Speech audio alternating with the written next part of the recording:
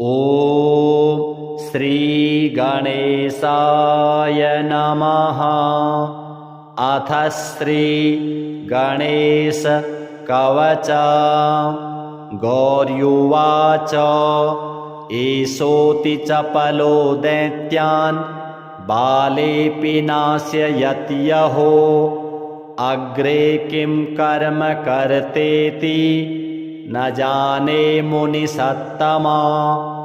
दैत्या नानाविधा दुष्टाः साधुदेवद्रुहः खलाः। अतोऽस्य कण्ठे किञ्चित्त्वं रक्षार्थं बद्धुमर्हसि। मुनिरुवाच ध्यायेत् सिंहहतं विनायकममुं दिग्बाहुमाद्ये युगे। त्रेतायां तु मयूरवाहनममुं षड्बाहुकं सिद्धिदां। द्वापरे तु गजाननं युगभुजं रक्ताङ्गरागं विभुं। तूर्ये तु द्विभुजं सिताङ्गरुचिरं सर्वार्थदं सर्वदा। विनायकः शिखां पातु परमात्मा परात्परः। अतिसुन्दरकायस्तु मस्तकं सुमुहोत्कटः। ललाटं कश्यपः पातु भ्रीयुगं तु महोदरः। नयने भालचन्द्रस्तु गजास्यस्तोष्ठपल्लवौ। जिह्वां पातु गणक्रीडश्चिबुकं गिरिजासुतः। वाचः विनायकः पातु दन्तान् रक्षतु विघ्नः। श्रवणौ पाशपाणिस्तु नासिकां चिन्तितार्थदः। गणेशस्तु मुखं कण्ठं पातु देवो गणञ्जयः। स्कन्धौ पातु गजस्कन्धः स्तनौ विघ्नविनाशनः।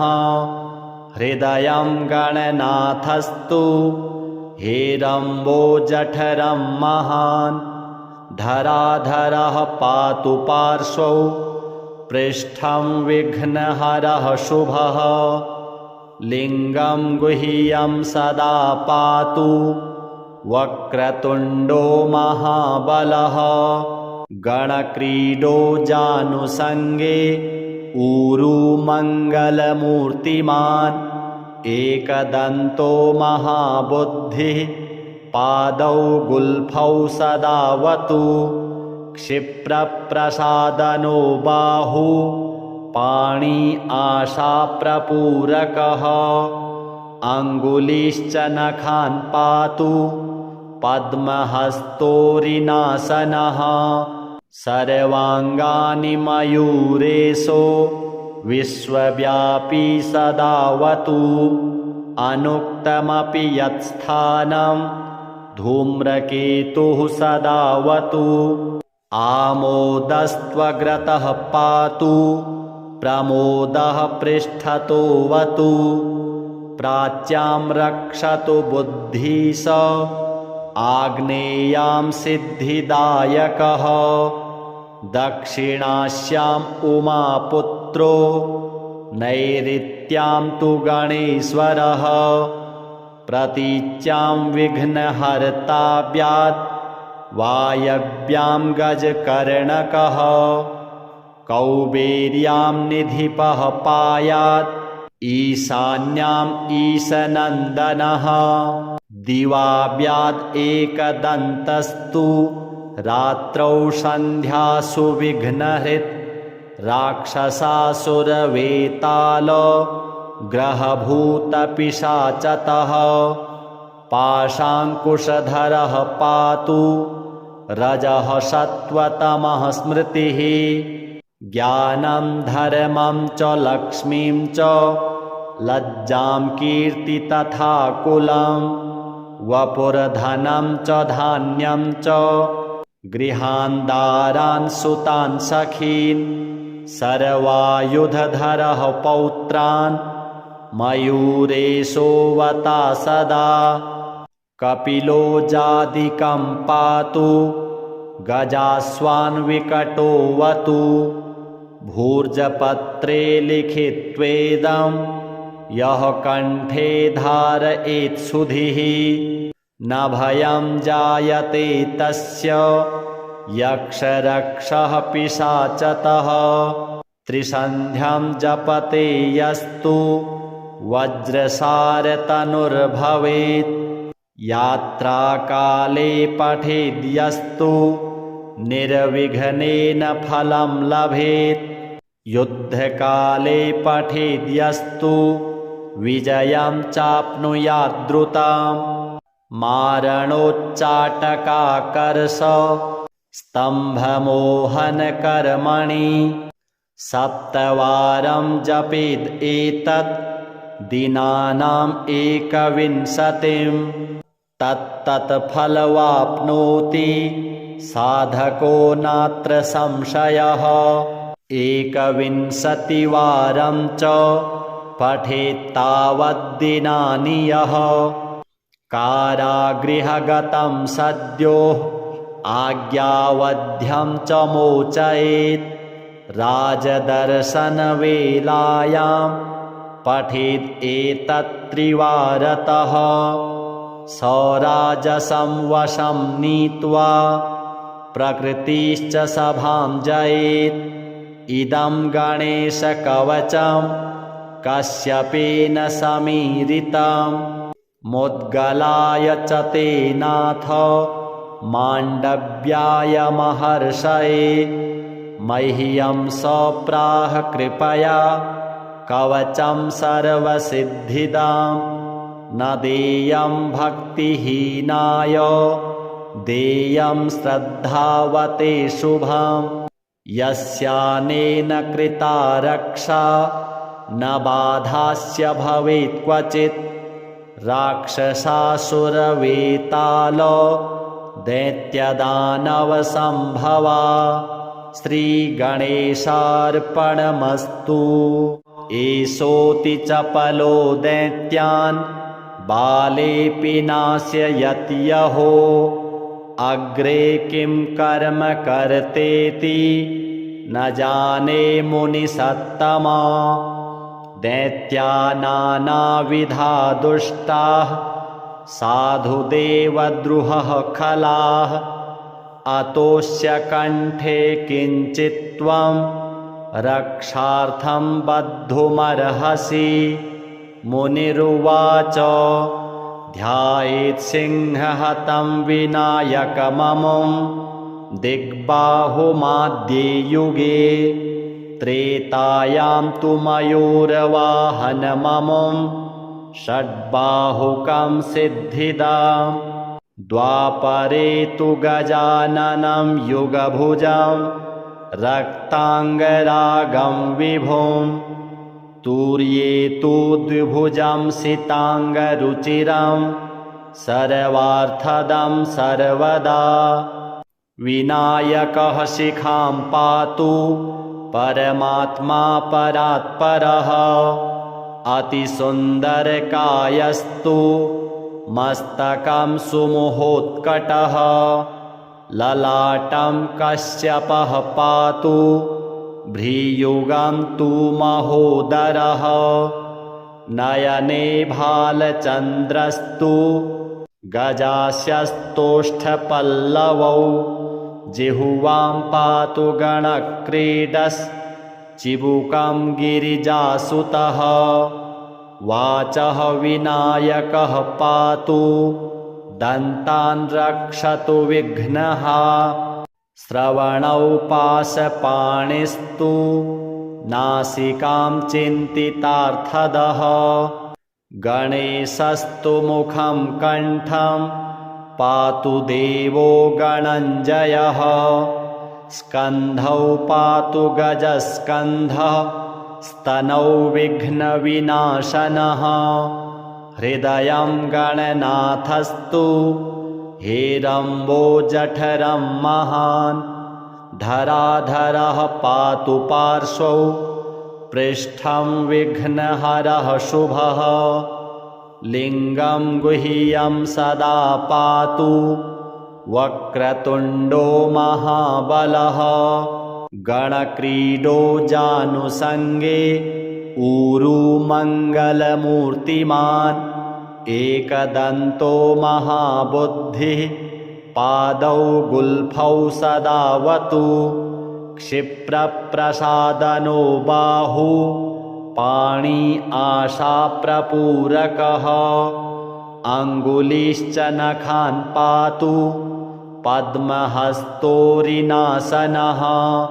सर्वाङ्गानि मयूरेशो विश्वव्यापी सदावतु अनुक्तमपि यत्स्थानं धूम्रकेतुः सदावतु आमोदस्त्वग्रतः पातु प्रमोदः पृष्ठतोऽवतु प्राच्यां रक्षतु बुद्धिश आग्नेयां सिद्धिदायकः दक्षिणास्याम् उमापुत्रो नैऋत्यां तु गणेश्वरः प्रतीच्यां विघ्नहर्ताव्यात् वायव्यां गजकर्णकः कौबेर्यां निधिपः पायात् ईशान्याम् ईशनन्दनः दिवाव्याद् एकदन्तस्तु रात्रौ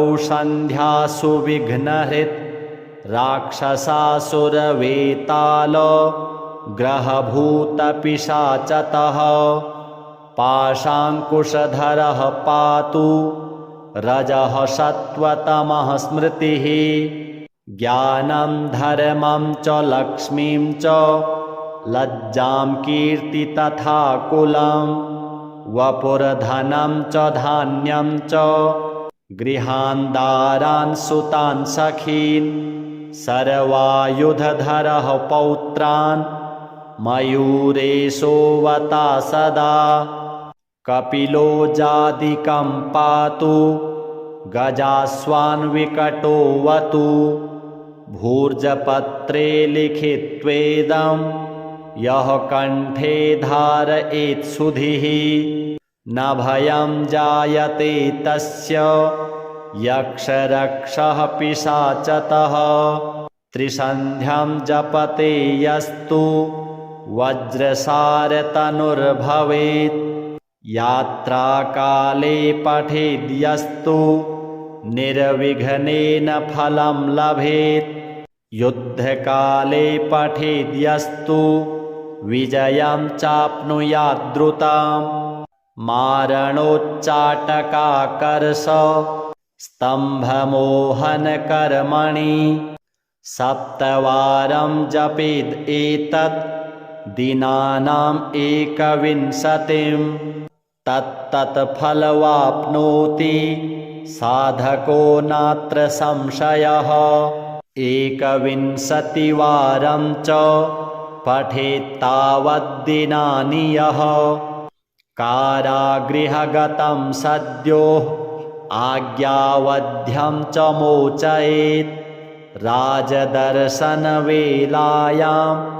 पठेत् एतत् त्रिवारतः सौराजसं वशं नीत्वा प्रकृतिश्च सभां जयेत् इदं गणेशकवचं कश्यपेन समीरितं मुद्गलाय च ते नाथ माण्डव्याय महर्षये मह्यं सप्राह कृपया कवचं सर्वसिद्धिदां न देयं भक्तिहीनाय देयं श्रद्धावते शुभं यस्यानेन कृता रक्षा न बाधास्य भवेत् क्वचित् राक्षसासुरवेताल दैत्यदानवसम्भवा श्रीगणेशार्पणमस्तु एषोऽति चपलो दैत्यान् बालेऽपि नाशयत्यहो अग्रे किं कर्म कर्तेति न जाने मुनिसत्तमा। दैत्या नानाविधा दुष्टाः साधुदेवद्रुहः खलाः। अतोऽस्य कण्ठे किञ्चित्त्वं रक्षार्थं बद्धुमर्हसि। मुनिरुवाच ध्यायेत् सिंहहतं विनायकममुं दिग्बाहुमाद्ये युगे। त्रेतायां तु मयूरवाहनममुं षड्बाहुकं सिद्धिदाम्। द्वापरे तु गजाननं युगभुजं रक्ताङ्गरागं विभुं। तूर्ये तु द्विभुजं सिताङ्गरुचिरं सर्वार्थदं सर्वदा। विनायकः शिखां पातु परमात्मा परात्परः। अतिसुन्दरकायस्तु मस्तकं सुमुहोत्कटः। ललाटं कश्यपः पातु भ्रीयुगं तु महोदरः। नयने भालचन्द्रस्तु गजास्यस्तोष्ठपल्लवौ। जिह्वां पातु गणक्रीडश्चिबुकं गिरिजासुतः। वाचः विनायकः पातु दन्तान् रक्षतु विघ्नः। श्रवणौ पाशपाणिस्तु नासिकां चिन्तितार्थदः। गणेशस्तु मुखं कण्ठं पातु देवो गणञ्जयः। स्कन्धौ पातु गजस्कन्धः स्तनौ विघ्नविनाशनः। हृदयं गणनाथस्तु हेरम्बो जठरं महान्। धराधरः पातु पार्श्वौ पृष्ठं विघ्नहरः शुभः। लिङ्गं गुह्यं सदा पातु वक्रतुण्डो महाबलः। गणक्रीडो जानुसङ्गे ऊरू मङ्गलमूर्तिमान्। एकदन्तो महाबुद्धिः पादौ गुल्फौ सदावतु। क्षिप्रप्रसादनो बाहु पाणी आशाप्रपूरकः। अङ्गुलीश्च नखान् पातु पद्महस्तोरिनासनः। सर्वाङ्गानि मयूरेशो विश्वव्यापी सदावतु। अनुक्तमपि यत्स्थानं धूम्रकेतुः सदावतु। आमोदस्त्वग्रतः पातु प्रमोदः पृष्ठतोऽवतु। प्राच्यां रक्षतु बुद्धिश आग्नेयां सिद्धिदायकः।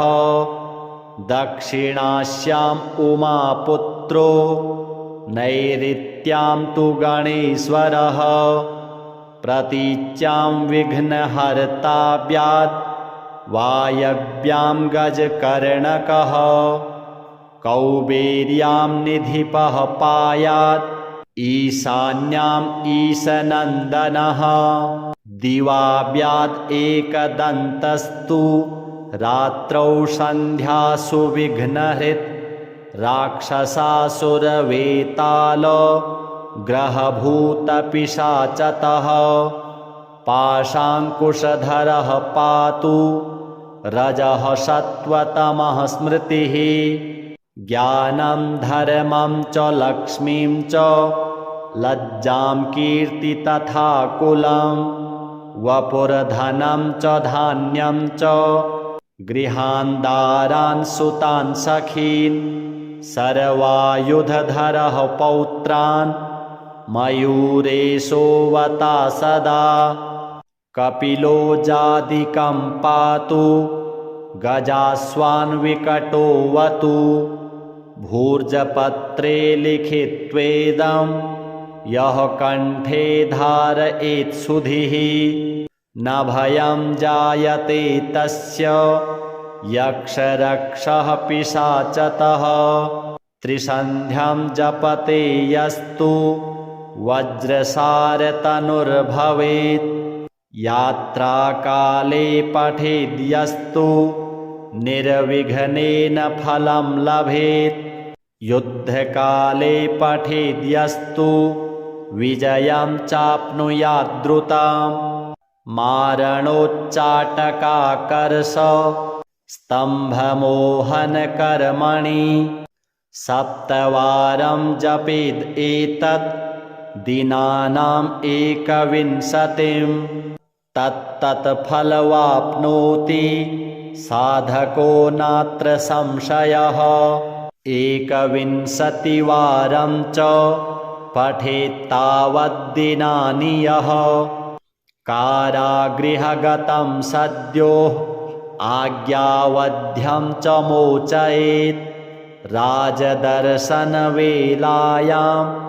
पठेत् एतत् त्रिवारतः सौराजसं वशं नीत्वा प्रकृतिश्च सभां जयेत् इदं गणेशकवचं कश्यपेन समीरितं मुद्गलाय च तेनाथ माण्डव्याय महर्षये मह्यं सप्राह कृपया कवचं सर्वसिद्धिदां न देयं भक्तिहीनाय देयं श्रद्धावते शुभं यस्यानेन कृता रक्षा न बाधास्य भवेत् क्वचित् राक्षसासुरवेताल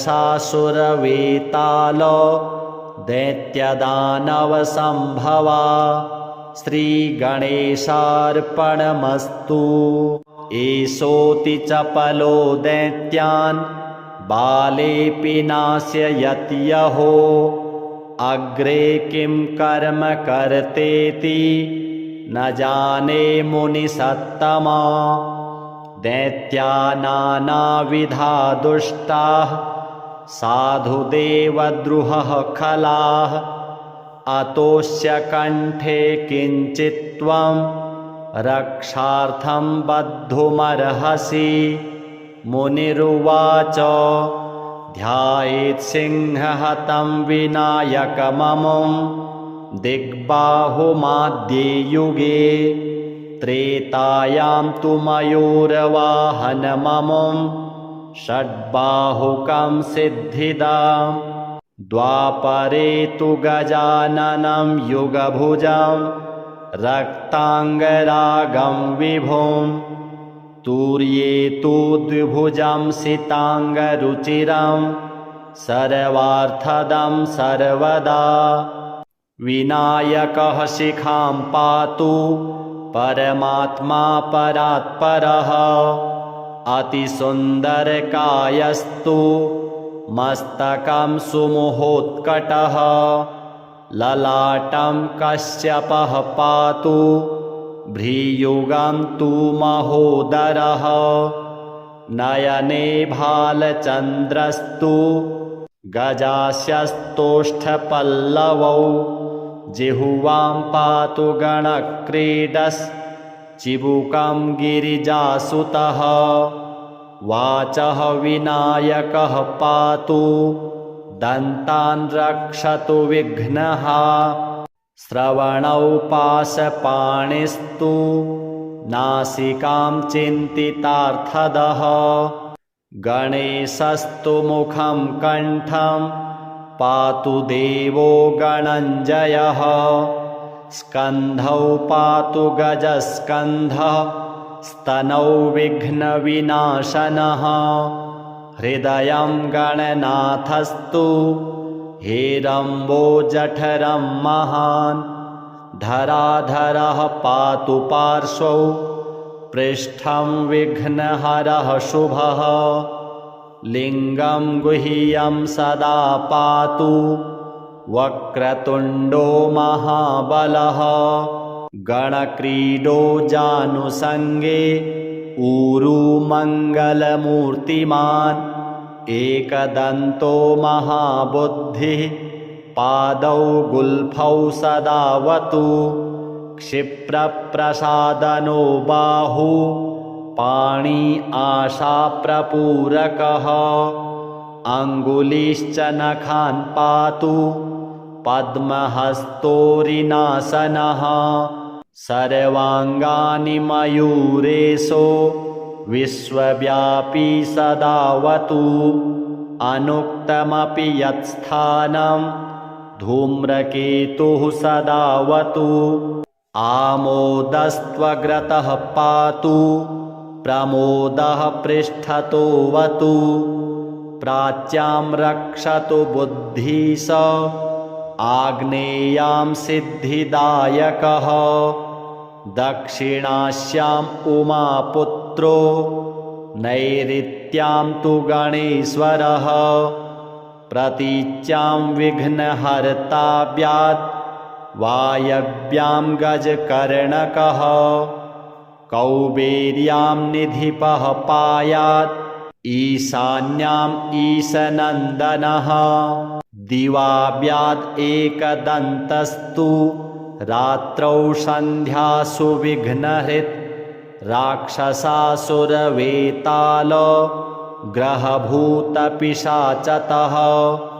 पाशाङ्कुशधरः पातु रजः सत्त्वतमः स्मृतिः ज्ञानं धर्मं च लक्ष्मीं च लज्जां कीर्ति तथा कुलं वपुर्धनं च धान्यं च गृहान् दारान् सुतान् सखीन् सर्वायुधधरः पौत्रान् मयूरेशोऽवता सदा कपिलो जादिकं पातु गजास्वान् विकटोऽवतु भूर्जपत्रे लिखित्वेदं यः कण्ठे धारयेत् सुधिः न भयं जायते तस्य यक्षरक्षः पिशाचतः त्रिसन्ध्यं जपते यस्तु वज्रसारतनुर्भवेत्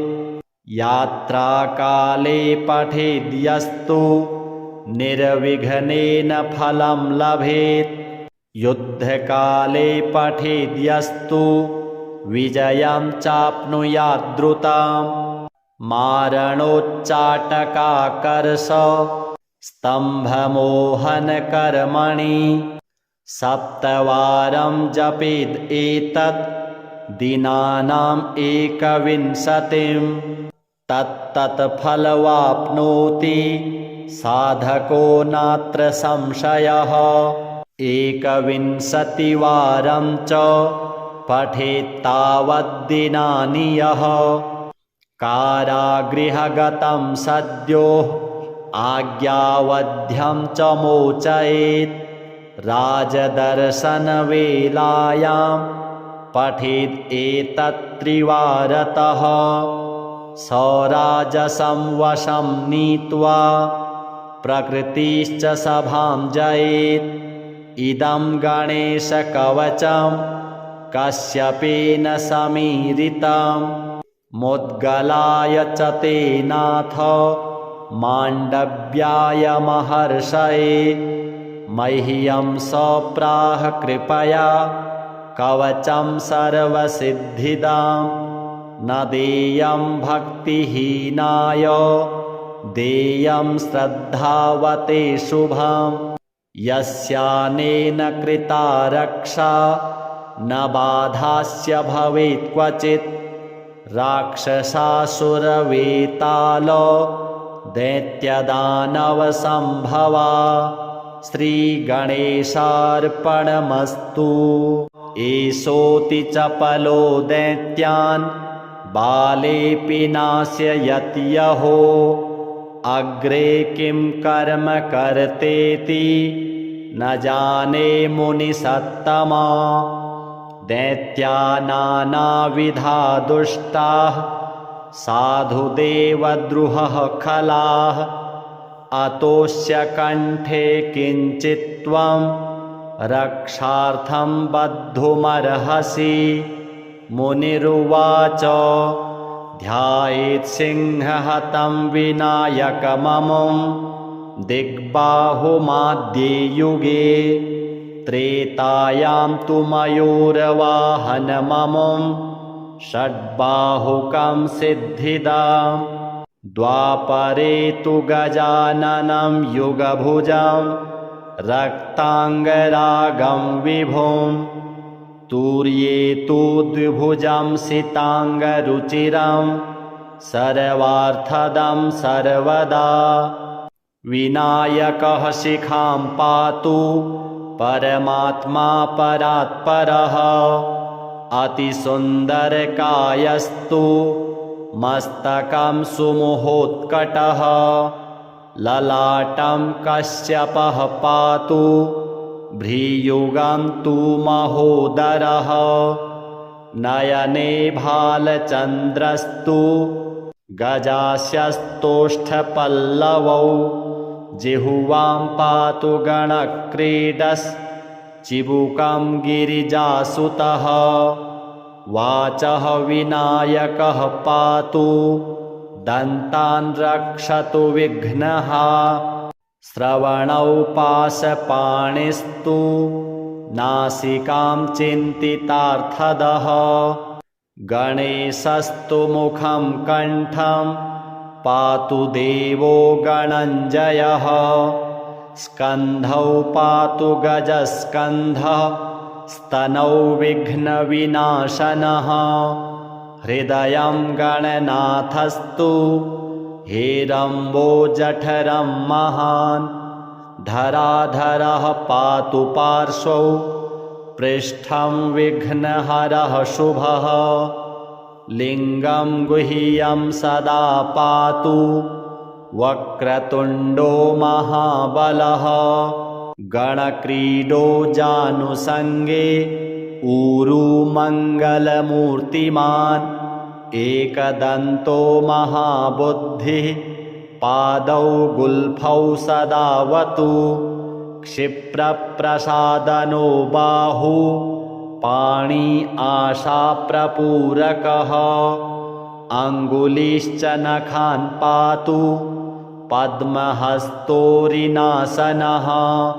सर्वाङ्गानि मयूरेशो विश्वव्यापी सदावतु अनुक्तमपि यत्स्थानं धूम्रकेतुः सदावतु आमोदस्त्वग्रतः पातु प्रमोदः पृष्ठतोऽवतु प्राच्यां रक्षतु बुद्धिश आग्नेयां सिद्धिदायकः दक्षिणास्याम् उमापुत्रो नैऋत्यां तु गणेश्वरः प्रतीच्यां विघ्नहर्ताव्यात् वायव्यां गजकर्णकः कौबेर्यां निधिपः पायात् ईशान्याम् ईशनन्दनः दिवाव्याद् एकदन्तस्तु रात्रौ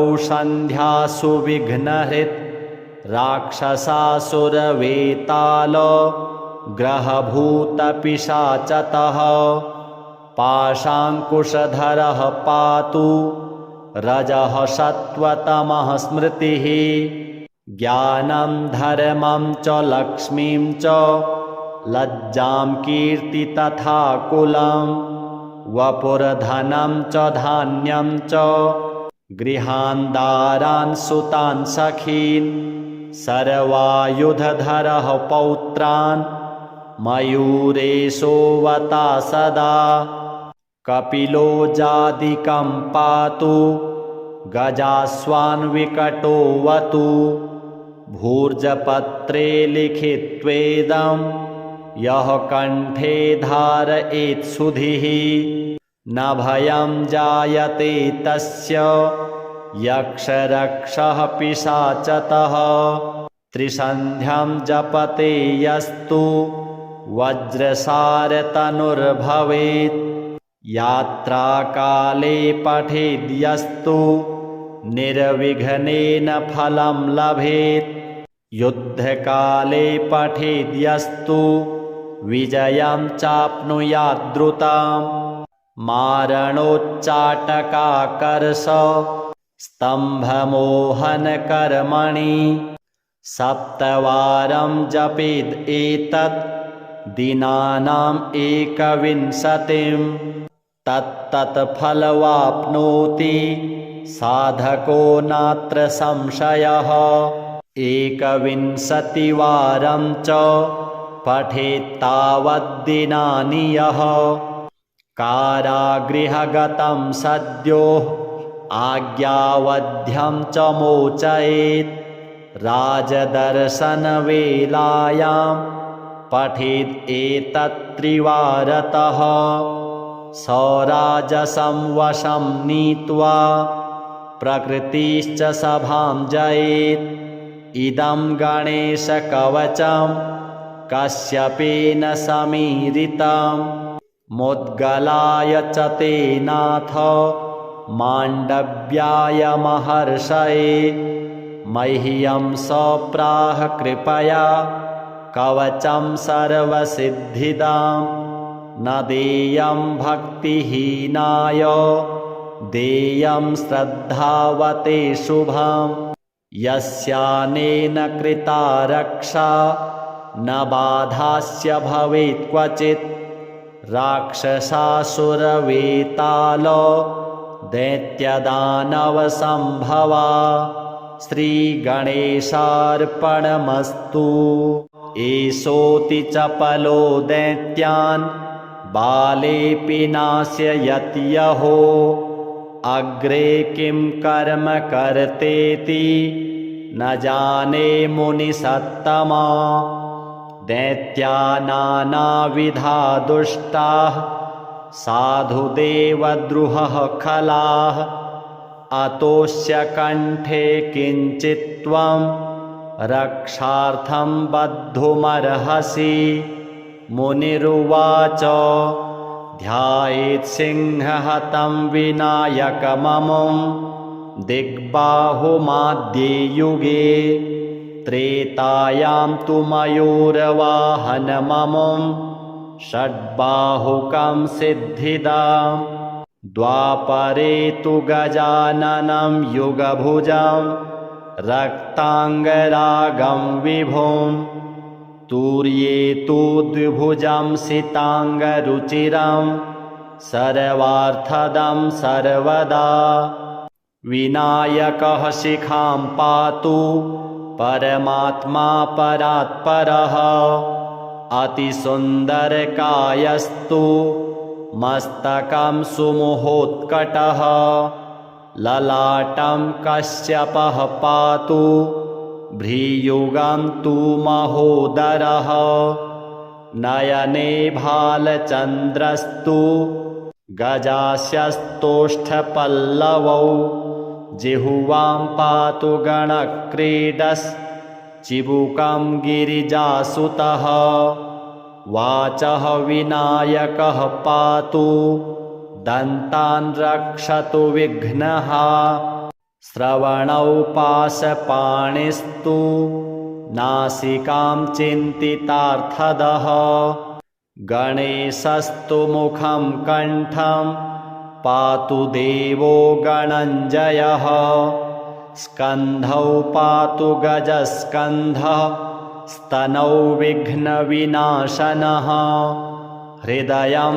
गणनाथस्तु हेरम्बो जठरं महान् धराधरः पातु पार्श्वौ पृष्ठं विघ्नहरः शुभः लिङ्गं गुह्यं सदा पातु वक्रतुण्डो महाबलः गणक्रीडो जानुसङ्गे ऊरू मङ्गलमूर्तिमान् एकदन्तो महाबुद्धिः पादौ गुल्फौ सदावतु क्षिप्रप्रसादनो बाहु पाणि आशाप्रपूरकः अङ्गुलिश्च नखान् पातु पद्महस्तोरिनासनः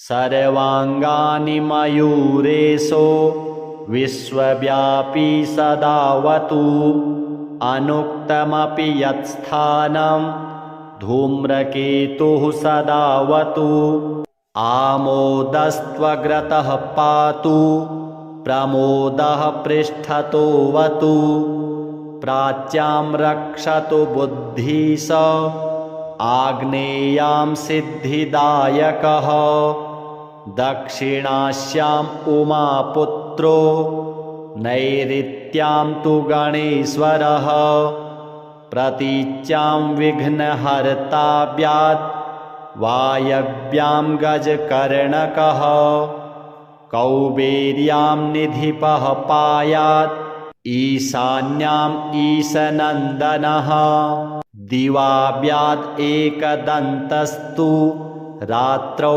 सन्ध्यासु विघ्नहृत् राक्षसासुरवेताल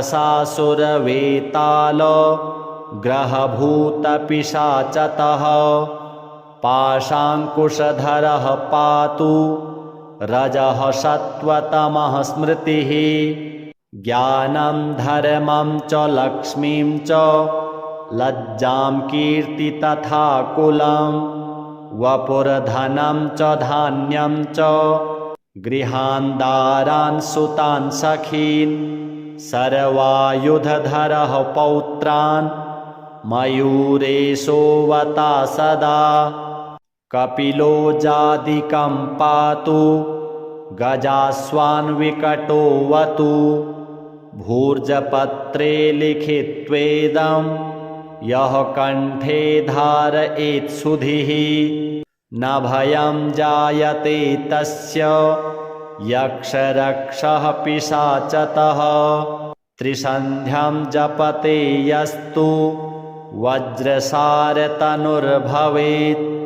यात्राकाले पठेद्यस्तु निर्विघ्नेन फलं लभेत् युद्धकाले पठेद्यस्तु विजयं चाप्नुयाद्रुताम् मारणोच्चाटकाकर्ष स्तम्भमोहनकर्मणि सप्तवारं जपेद् एतत् दिनानाम् एकविंशतिं तत्तत्फलवाप्नोति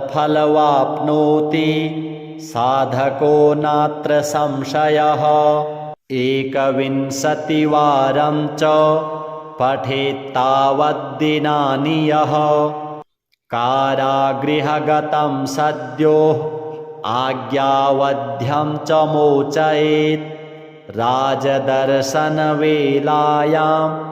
पठेत् एतत् त्रिवारतः सौराजसं वशं नीत्वा प्रकृतिश्च सभां जयेत् इदं गणेशकवचं कश्यपेन समीरितं मुद्गलाय च तेनाथ माण्डव्याय महर्षये मह्यं सप्राह कृपया कवचं सर्वसिद्धिदां न देयं भक्तिहीनाय देयं श्रद्धावते शुभं यस्यानेन कृता रक्षा न बाधास्य भवेत् क्वचित् राक्षसासुरवेताल दैत्यदानवसम्भवा श्रीगणेशार्पणमस्तु एषोऽति चपलो दैत्यान् बालेऽपि नाशयति यहो अग्रे किं कर्म कर्तेति न जाने मुनिसत्तमा दैत्या नानाविधा दुष्टाः साधुदेवद्रुहः खलाः अतोऽस्य कण्ठे किञ्चित् त्वं रक्षार्थं बद्धुमर्हसि मुनिरुवाच ध्यायेत् सिंहहतं विनायकममुं दिग्बाहुमाद्ये युगे त्रेतायां तु मयूरवाहनममुं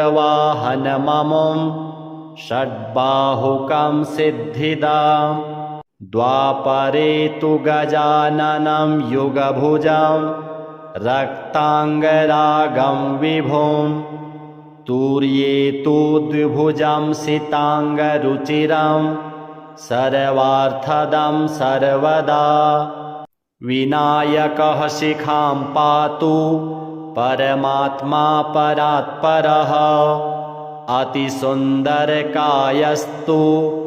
मस्तकं सुमुहोत्कटः ललाटं कश्यपः पातु भ्रीयुगं तु महोदरः नयने भालचन्द्रस्तु गजास्यस्तोष्ठपल्लवौ जिह्वां पातु गणक्रीडश्चिबुकं गिरिजासुतः वाचः विनायकः पातु दन्तान् रक्षतु विघ्नः श्रवणौ पाशपाणिस्तु नासिकां चिन्तितार्थदः गणेशस्तु मुखं कण्ठं पातु देवो गणञ्जयः स्कन्धौ पातु गजस्कन्धः स्तनौ विघ्नविनाशनः हृदयं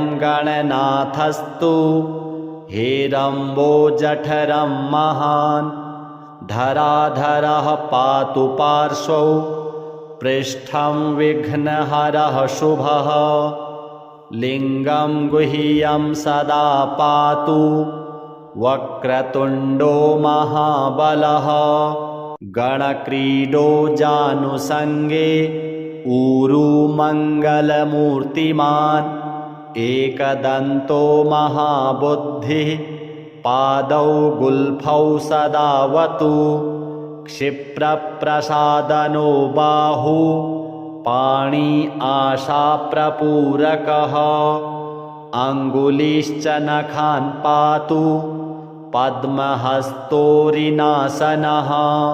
सर्वाङ्गानि मयूरेशो विश्वव्यापी सदावतु अनुक्तमपि यत्स्थानं धूम्रकेतुः सदावतु आमोदस्त्वग्रतः पातु प्रमोदः पृष्ठतोऽवतु प्राच्यां रक्षतु बुद्धिश आग्नेयां सिद्धिदायकः दक्षिणास्याम् उमापुत्रो नैऋत्यां तु गणेश्वरः प्रतीच्यां विघ्नहर्ताव्यात् वायव्यां गजकर्णकः कौबेर्यां निधिपः पायात् ईशान्याम् ईशनन्दनः दिवाव्याद् एकदन्तस्तु रात्रौ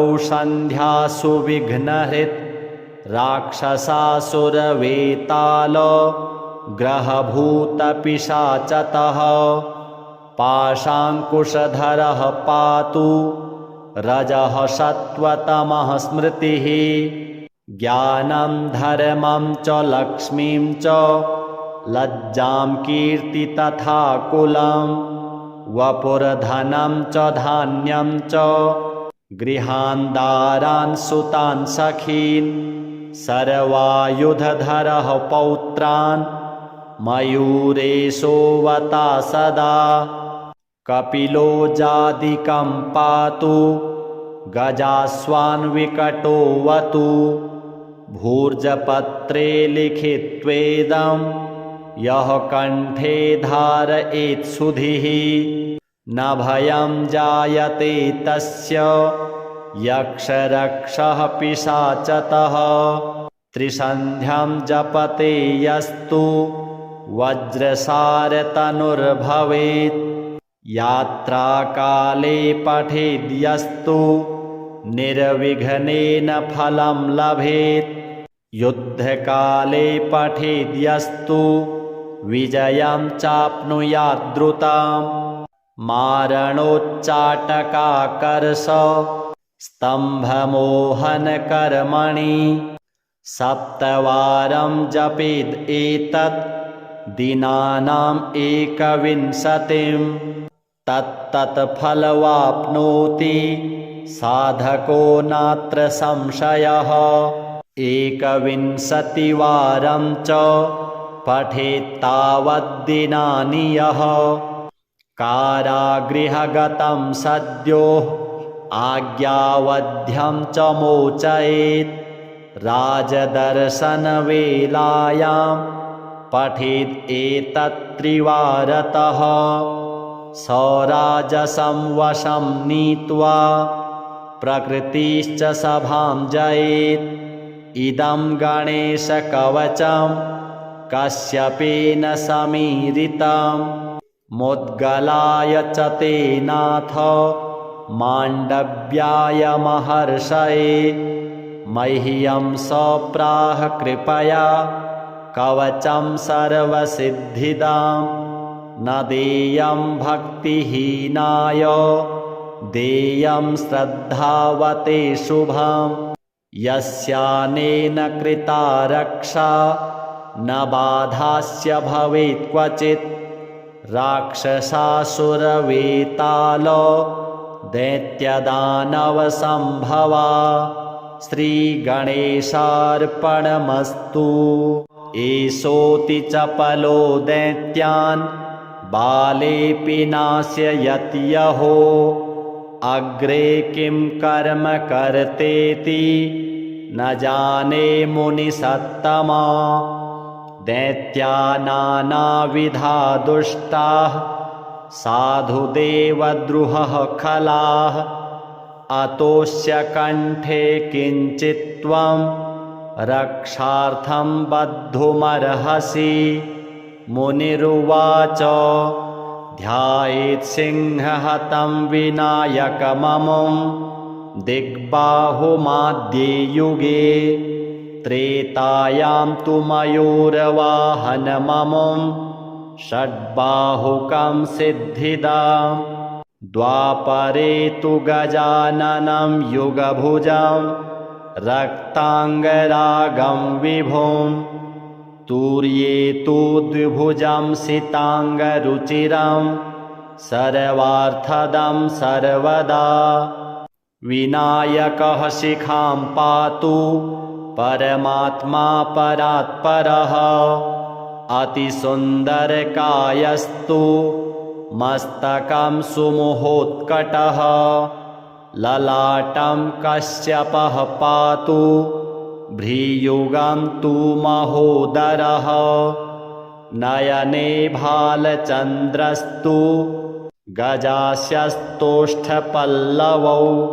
जिह्वां पातु गणक्रीडश्चिबुकं गिरिजासुतः।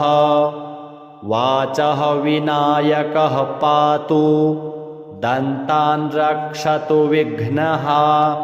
श्रवणौ पाशपाणिस्तु नासिकां चिन्तितार्थदः।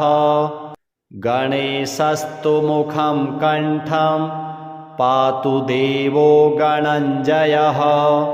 स्कन्धौ पातु गजस्कन्धः स्तनौ विघ्नविनाशनः। हृदयं गणनाथस्तु हेरम्बो जठरं महान्। धराधरः पातु पार्श्वौ पृष्ठं विघ्नहरः शुभः। लिङ्गं गुह्यं सदा पातु वक्रतुण्डो महाबलः। गणक्रीडो जानुसङ्गे ऊरू मङ्गलमूर्तिमान्। एकदन्तो महाबुद्धिः पादौ गुल्फौ सदावतु। क्षिप्रप्रसादनो बाहु पाणी आशाप्रपूरकः।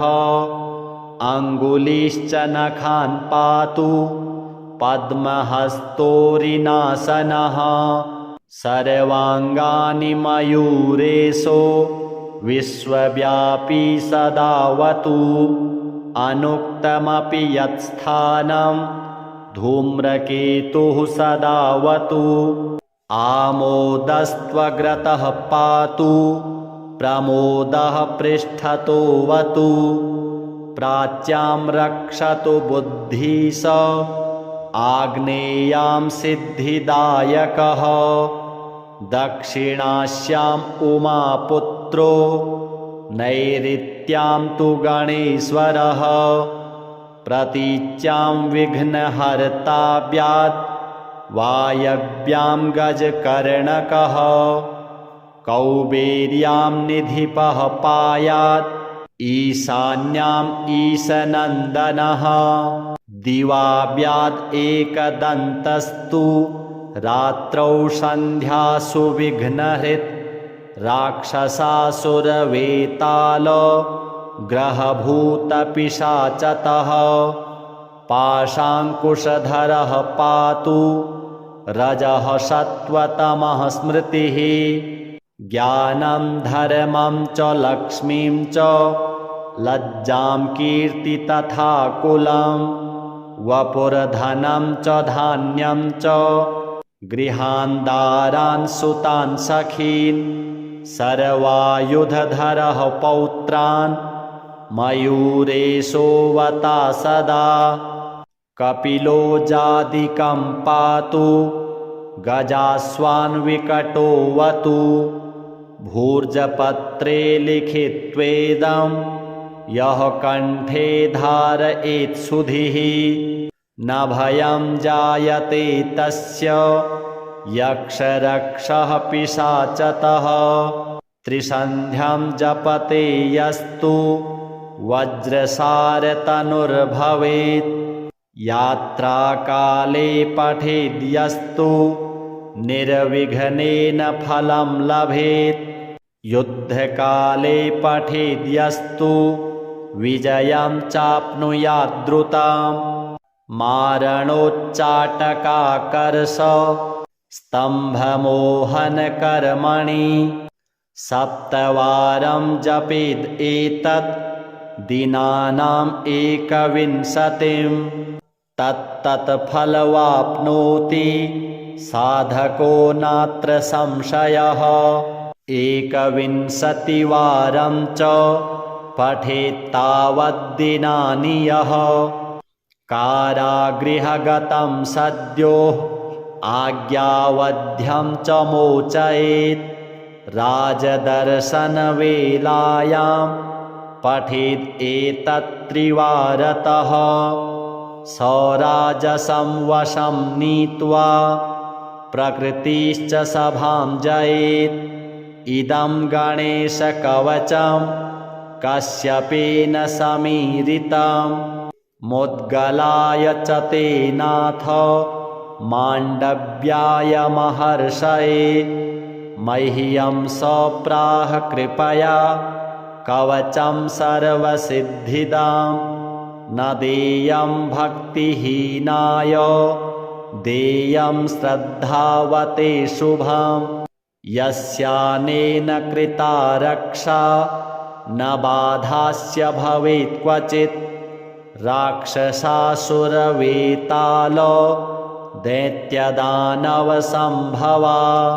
श्रीगणेशार्पणमस्तु एषोऽति चपलो दैत्यान् बालेऽपि नाशयत् यहो अग्रे किं कर्म कर्तेति न जाने मुनिसत्तमा दैत्या नानाविधा दुष्टाः साधुदेवद्रुहः खलाः अतोऽस्य कण्ठे किञ्चित् त्वं रक्षार्थं बद्धुमर्हसि मुनिरुवाच ध्यायेत् सिंहहतं विनायकममुं दिग्बाहुमाद्ये युगे त्रेतायां तु मयूरवाहनममुं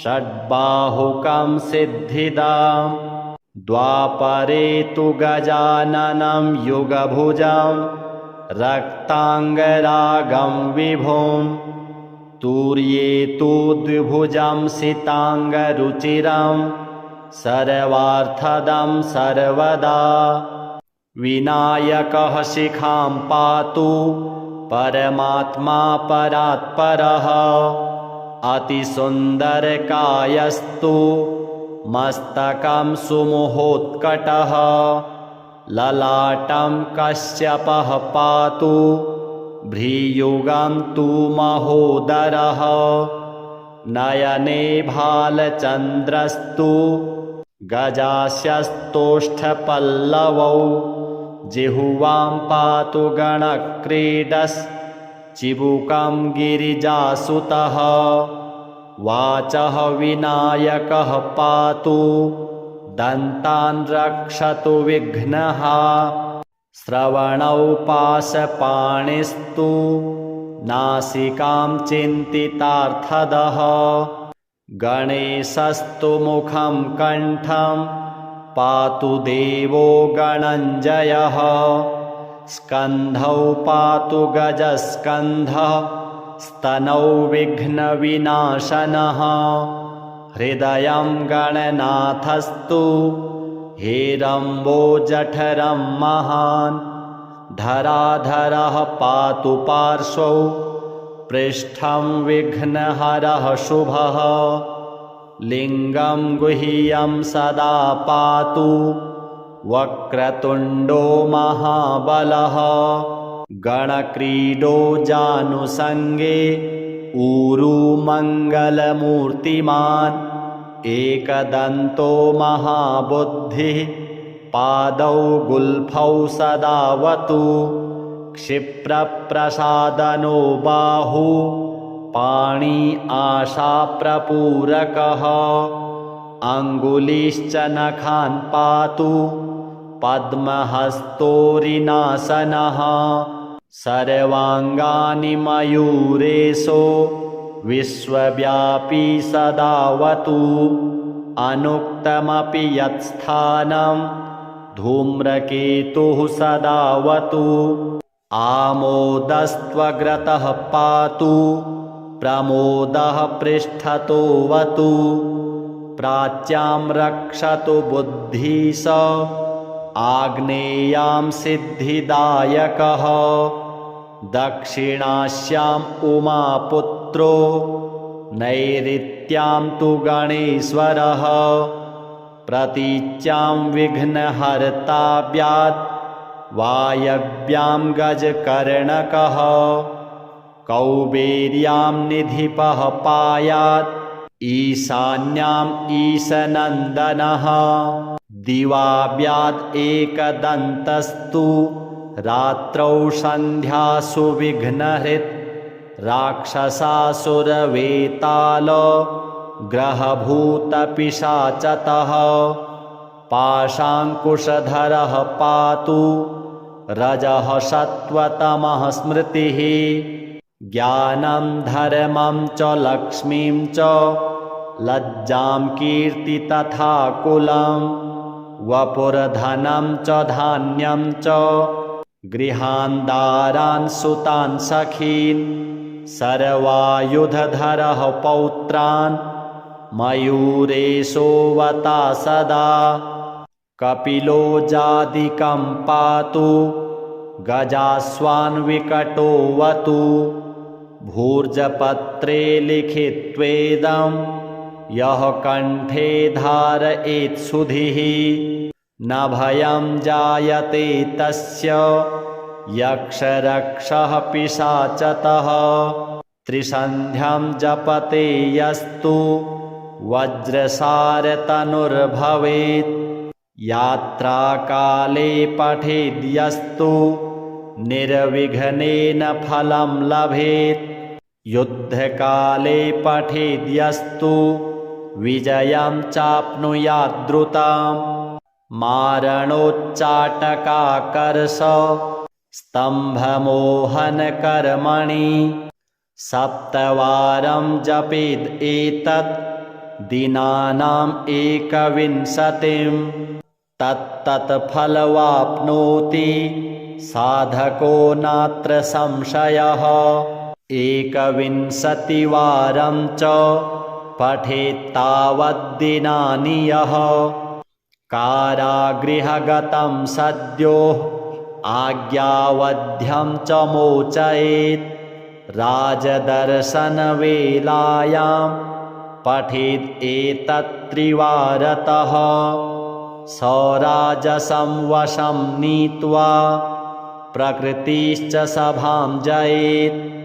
इदं गणेशकवचं कश्यपेन समीरितं मुद्गलाय च ते नाथ माण्डव्याय महर्षये।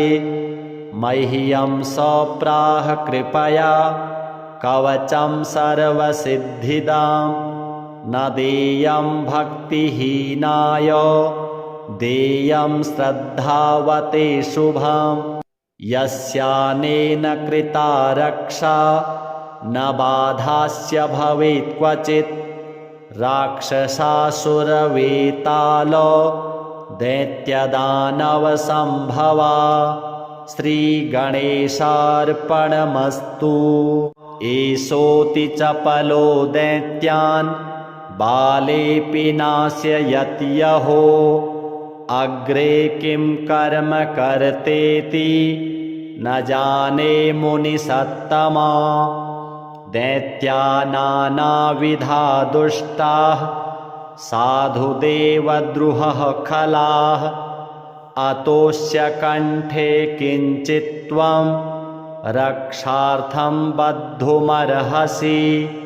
मुनिरुवाच ध्यायेत् सिंहहतं विनायकममुं दिग्बाहुमाद्ये युगे त्रेतायां तु मयूरवाहनममुं षड्बाहुकं सिद्धिदाम्। द्वापरे तु गजाननं युगभुजं रक्ताङ्गरागं विभुं तूर्ये तु द्विभुजं सिताङ्गरुचिरं सर्वार्थदं सर्वदा। विनायकः शिखां पातु परमात्मा परात्परः अतिसुन्दरकायस्तु मस्तकं सुमुहोत्कटः ललाटं कश्यपः पातु भ्रीयुगं तु महोदरः नयने भालचन्द्रस्तु गजास्यस्तोष्ठपल्लवौ जिह्वां पातु गणक्रीडश्चिबुकं गिरिजासुतः वाचः विनायकः पातु दन्तान् रक्षतु विघ्नः श्रवणौ पाशपाणिस्तु नासिकां चिन्तितार्थदः गणेशस्तु मुखं कण्ठं पातु देवो गणञ्जयः स्कन्धौ पातु गजस्कन्धः स्तनौ विघ्नविनाशनः हृदयं गणनाथस्तु हेरम्बो जठरं महान् धराधरः पातु पार्श्वौ पृष्ठं विघ्नहरः शुभः लिङ्गं गुह्यं सदा पातु वक्रतुण्डो महाबलः गणक्रीडो जानुसङ्गे ऊरू मङ्गलमूर्तिमान् एकदन्तो महाबुद्धिः पादौ गुल्फौ सदावतु क्षिप्रप्रसादनो बाहु पाणी आशाप्रपूरकः अङ्गुलीश्च नखान् पातु पद्महस्तोरिनासनः सर्वाङ्गानि मयूरेशो विश्वव्यापी सदावतु अनुक्तमपि यत्स्थानं धूम्रकेतुः सदावतु आमोदस्त्वग्रतः पातु प्रमोदः पृष्ठतोऽवतु प्राच्यां रक्षतु बुद्धिश आग्नेयां सिद्धिदायकः दक्षिणास्याम् उमापुत्रो नैऋत्यां तु गणेश्वरः प्रतीच्यां विघ्नहर्ताव्यात् वायव्यां गजकर्णकः कौबेर्यां निधिपः पायात् ईशान्याम् ईशनन्दनः दिवाव्याद् एकदन्तस्तु रात्रौ सन्ध्यासु विघ्नहृत् राक्षसासुरवेताल ग्रहभूतपिशाचतः पाशाङ्कुशधरः पातु रजः सत्त्वतमः स्मृतिः ज्ञानं धर्मं च लक्ष्मीं च लज्जां कीर्ति तथा कुलं वपुर्धनं च धान्यं च गृहान् दारान् सुतान् सखीन् सर्वायुधधरः पौत्रान् मयूरेशोऽवता सदा कपिलो जादिकं पातु गजास्वान् विकटोऽवतु भूर्जपत्रे लिखित्वेदं यः कण्ठे धारयेत् सुधिः न भयं जायते तस्य यक्षरक्षः पिशाचतः त्रिसन्ध्यं जपते यस्तु वज्रसारतनुर्भवेत् यात्राकाले पठेद्यस्तु निर्विघ्नेन फलं लभेत् युद्धकाले पठेद्यस्तु विजयं चाप्नुयात् द्रुतम् मारणोच्चाटकाकर्ष स्तम्भमोहनकर्मणि सप्तवारं जपेद् एतत् दिनानाम् एकविंशतिं तत्तत्फलवाप्नोति साधको नात्र संशयः 21वारं च पठेत्तावद्दिनानि यः कारागृहगतं सद्यो आज्ञावध्यं च मोचयेत् राजदर्शनवेलायां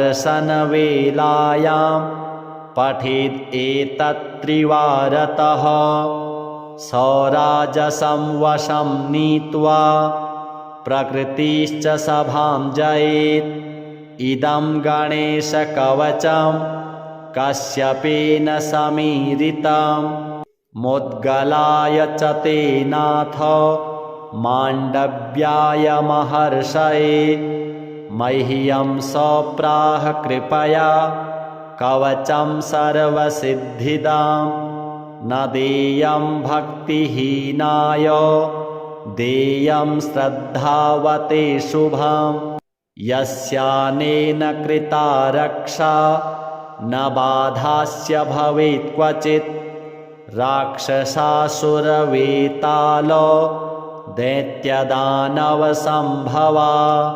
श्रीगणेशार्पणमस्तु एषोऽति चपलो दैत्यान् बालेऽपि नाशयति यहो अग्रे किं कर्म कर्तेति न जाने मुनिसत्तमा दैत्या नानाविधा दुष्टाः साधुदेवद्रुहः खलाः अतोऽस्य कण्ठे किञ्चित् त्वं रक्षार्थं बद्धुमर्हसि मुनिरुवाच ध्यायेत् सिंहहतं विनायकममुं दिग्बाहुमाद्ये युगे त्रेतायां तु मयूरवाहनममुं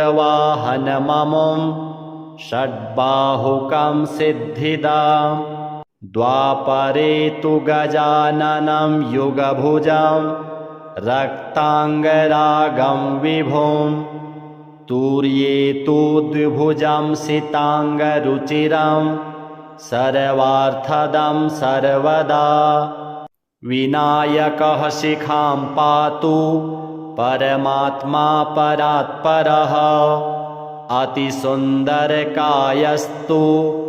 मस्तकं सुमुहोत्कटः ललाटं कश्यपः पातु भ्रीयुगं तु महोदरः नयने भालचन्द्रस्तु गजास्यस्तोष्ठपल्लवौ जिह्वां पातु गणक्रीडश्चिबुकं गिरिजासुतः वाचः विनायकः पातु दन्तान् रक्षतु विघ्नः श्रवणौ पाशपाणिस्तु नासिकां चिन्तितार्थदः गणेशस्तु मुखं कण्ठं पातु देवो गणञ्जयः स्कन्धौ पातु गजस्कन्धः स्तनौ विघ्नविनाशनः हृदयं गणनाथस्तु हेरम्बो जठरं महान् धराधरः पातु पार्श्वौ पृष्ठं विघ्नहरः शुभः लिङ्गं गुह्यं सदा पातु वक्रतुण्डो महाबलः गणक्रीडो जानुसङ्गे ऊरू मङ्गलमूर्तिमान् एकदन्तो महाबुद्धिः पादौ गुल्फौ सदावतु क्षिप्रप्रसादनो बाहु पाणी आशाप्रपूरकः अङ्गुलीश्च नखान् पातु पद्महस्तोरिनासनः सर्वाङ्गानि मयूरेशो विश्वव्यापी सदावतु अनुक्तमपि यत्स्थानं धूम्रकेतुः सदावतु आमोदस्त्वग्रतः पातु प्रमोदः पृष्ठतोऽवतु प्राच्यां रक्षतु बुद्धिः स आग्नेयां सिद्धिदायकः दक्षिणास्याम् उमापुत्रो नैऋत्यां तु गणेश्वरः प्रतीच्यां विघ्नहर्ताव्यात् वायव्यां गजकर्णकः कौबेर्यां निधिपः पायात् ईशान्याम् ईशनन्दनः दिवाव्यात् एकदन्तस्तु रात्रौ सन्ध्यासु विघ्नहृत् राक्षसासुरवेताल ग्रहभूतपिशाचतः पाशाङ्कुशधरः पातु रजः सत्त्वतमः स्मृतिः ज्ञानं धर्मं च लक्ष्मीं च लज्जां कीर्ति तथा कुलं वपुर्धनं च धान्यं च गृहान् दारान् सुतान् सखीन् सर्वायुधधरः पौत्रान् मयूरेशोऽवता सदा कपिलो जादिकं पातु गजास्वान् विकटोऽवतु भूर्जपत्रे लिखित्वेदं यः कण्ठे धारयेत् सुधिः न भयं जायते तस्य यक्षरक्षः पिशाचतः त्रिसन्ध्यं जपते यस्तु वज्रसारतनुर्भवेत्